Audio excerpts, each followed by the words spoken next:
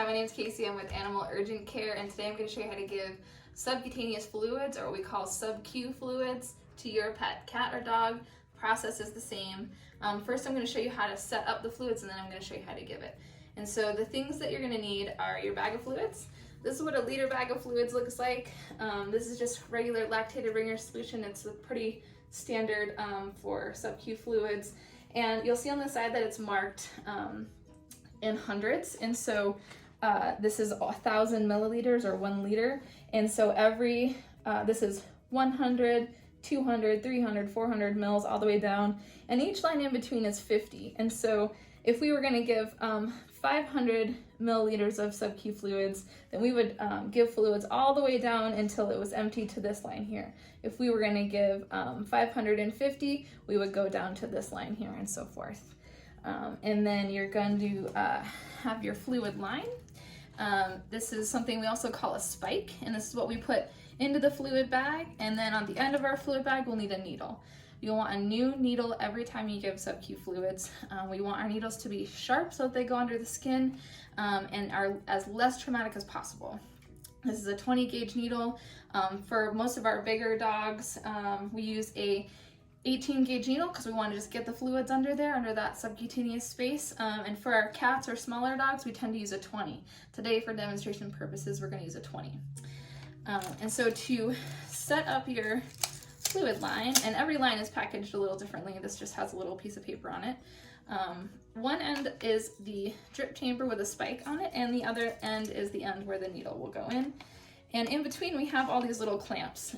For those of you that are giving fluids daily, like your cats with renal disease and things like that, you're going to want to clamp off your fluid line either by rolling down this roller, which tightens it or loosens it, or by sliding one of these clamps into the pinched off position. So that's off so that the fluids don't all leak out of the bag. And that's just for when it's not in use. And just remember, every time you use it, change out the needle, new needle every time. Putting the spike into the bag. All bags are a little different. This one obviously only has one way you can put a spike into it.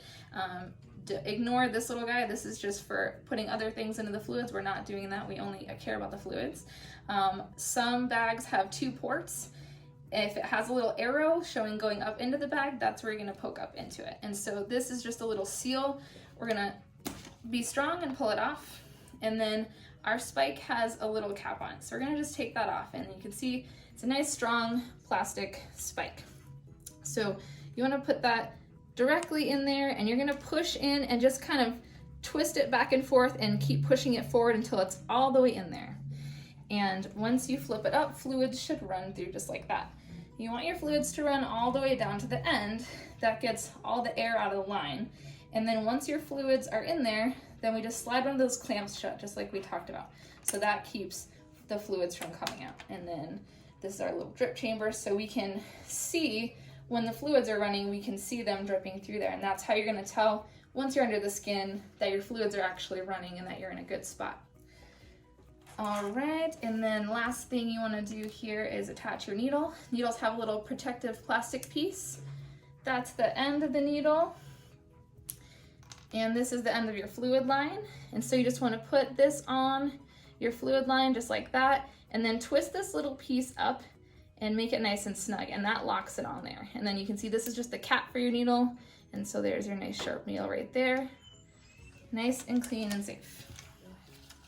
All right, so now we've set up our fluids just like we talked about. You want to do this near a surface or a place where you can either hang the bag up or set it down, because you want gravity to help you. Gravity is your friend. So I'm just going to set this on the table here, and as you can see, this line is pretty long. So we're going to go all the way over to our friend here. And then dogs and cats have most of their extra skin. Unlike us, they just have all this extra skin on their back. So you can see, I can just move all this extra skin around. It's kind of right between the shoulder blades. So what you want to do is kind of do like a 3 to 4 finger grab of the skin. So just get a good grab of that skin. And what you do when you do that is kind of create this triangle shape of skin. And there's a good little tent here that I've created, and this is kind of the door of the tent. And so you're gonna want to find that with your finger take the cap off of your needle, and you're just gonna poke straight into the door of your tent, okay?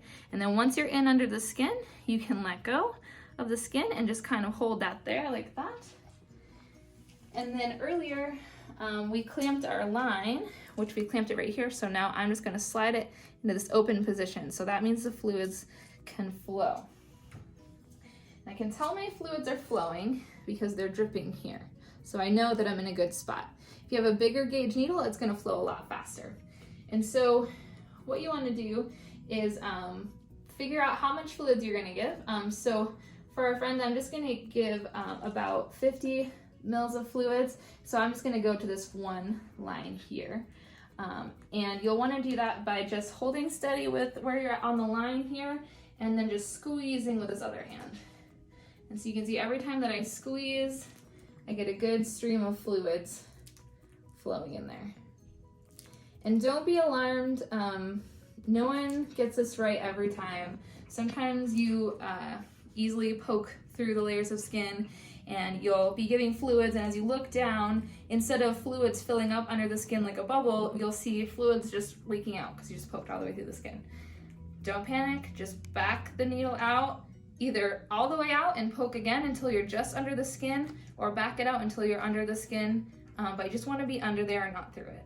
And so you can see I'm not leaking any fluids down over our friend here, so I know that we're in there.